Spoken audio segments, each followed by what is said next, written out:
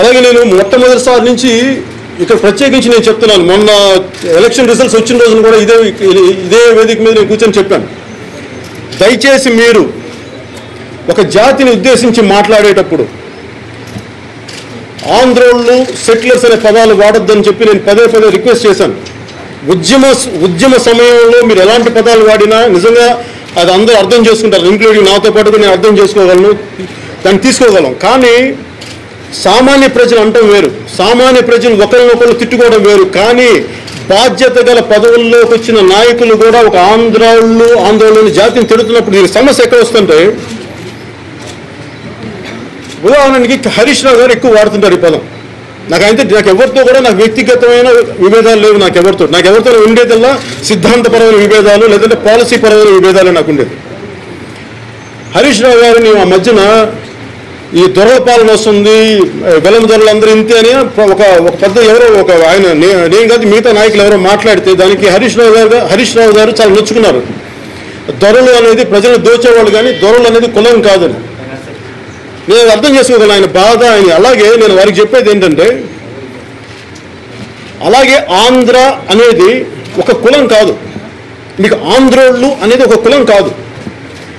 ఈ ఆంధ్రోళ్ళతో పంచాయతీలు తీరలేదు అని ఎవరన్నా మన చంద్రశేఖరరావు గారు అన్నా, ఇది ఆంధ్రోళ్ళ పార్టీ అని చెప్పి హరీష్ రావు గారు అన్నా నాకేమనిపిస్తుంటుందంటే,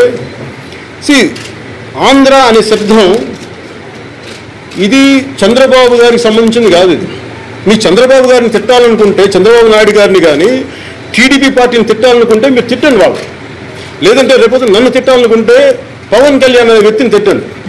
కానీ మీరు ఆంధ్ర జాతిని ఉద్దేశించి తిడుతుంటే దీనికి చిన్న ఓరియంటేషన్ అవసరం. దీని వెనుక దీనికి కారణం ఏంటంటే, ఆంధ్ర అంటే దాంట్లో మాలలు ఉన్నారు, మాదిగలు ఉన్నారు, అలాగే మన హరీష్ రావు గారికి ఇష్టమైన బొత్స గారి కులం కాపులు ఉన్నారు,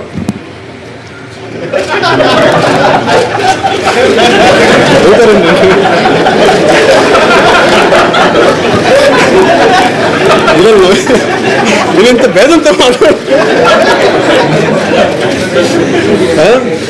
అలాగే మన చంద్రబాబు నాయుడు గారిని తిడుతుంటే ఆంధ్రులు అంటే ఒక కమ్మ సామాజిక వర్గం కాదు, ఎస్టీలు ఉన్నారు, షెడ్యూల్ ట్రైబ్స్ ఉన్నారు, ముస్లిమ్స్ ఉన్నారు, క్రిస్టియన్స్ ఉన్నారు, ఇన్ని కులాల సమ్మేళనం ఆంధ్ర అంటే.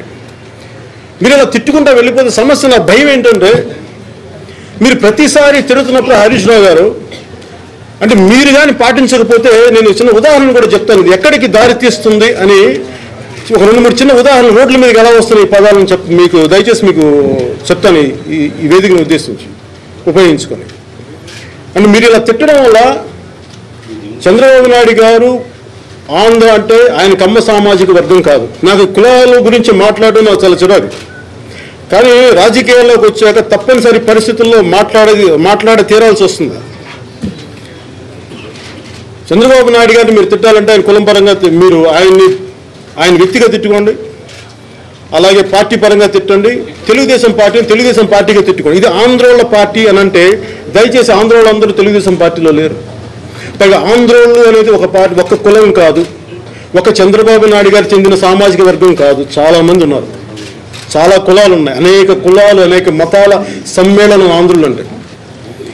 ఎందుకంటే ఇప్పుడు దాకా మీరు ఇలా తిట్టుకుంటా వెళ్ళిపోతే అది చెప్తున్నారు. మీకు ఆంధ్రోళ్ళు అంటే మీకు చంద్రబాబు నాయుడు గారు కనిపిస్తున్నారేమో, కానీ బయట జనాలకి, రోడ్డు మీద తిరిగే జనాలకి అది ఎలా కనిపిస్తుందో ఒక చిన్న ఉదాహరణ. మన ఈ మధ్యన నా మిత్రుడు అక్కడ రోడ్డు మీద వెళ్తా ఉన్నాడు, అతనికి హైదరాబాద్లో పుట్టి పెరిగిన అతనే, ఒక 5 జనరేషన్స్. ఆయన ఒక ఇన్సిడెంట్ చెప్పాడు నాకు. రోడ్డు మీదకి వెళ్తా ఉంటే ఒక కారులో 2 భార్యాభర్తలు చిన్న బిడ్డ వెళ్తున్నారు. తాగేసిన ఒక అతను అడ్డు వచ్చాడు. ఆ కొట్టుకోవడంలో బైక్ నుంచి దిగిన అతను, ఏం ఆంధ్రా కొడక నువ్వు స్టేట్ వచ్చినా ఇంకా నువ్వు ఇలా పెట్టి ఇలా తిట్టేసుకుంటా కొట్టయిపోతుంటే మధ్యలో నా స్నేహితులు వెళ్ళి ఆపి పక్కన లాగారు. అంటే ఇట్లా అర్థమవుతుంది బయట అందరికీ. ఈ రోజున చంద్రశేఖరరావు గారేమో విజయనగరం జిల్లాకు చెందిన ఆనంద్ సాయిని చీఫ్ ఆర్కిటెక్ట్గా యాదాద్రికి పెడితే ఆయన అంత గొప్ప స్ఫూర్తిని చాటుకుంటుంటే, అంత సమైక్యత స్ఫూర్తిని, అంత తెలుగు జాతి స్ఫూర్తిని ఆయన చాటించుకుంటారు. ప్రజలకి వేరేలా ప్రజల్లోకి వెళ్ళట్లేదు. దయచేసి దీన్ని ప్రజల్లోకి మీరు తెలుగు జాతి ఒకటే చంద్రశేఖరరావు ఈరోజు పొద్దున్న ప్రూవ్ చేసినట్టుగా నిన్న యాదాద్రిలో ప్రూవ్ చేసినట్టుగా ఈ ప్రజల్లోకి వెళ్ళాల్సిన అవసరం ఉంది. రెండు జాతుల మధ్య ఒక సమైక్యత తీసుకురావాల్సిన అవసరం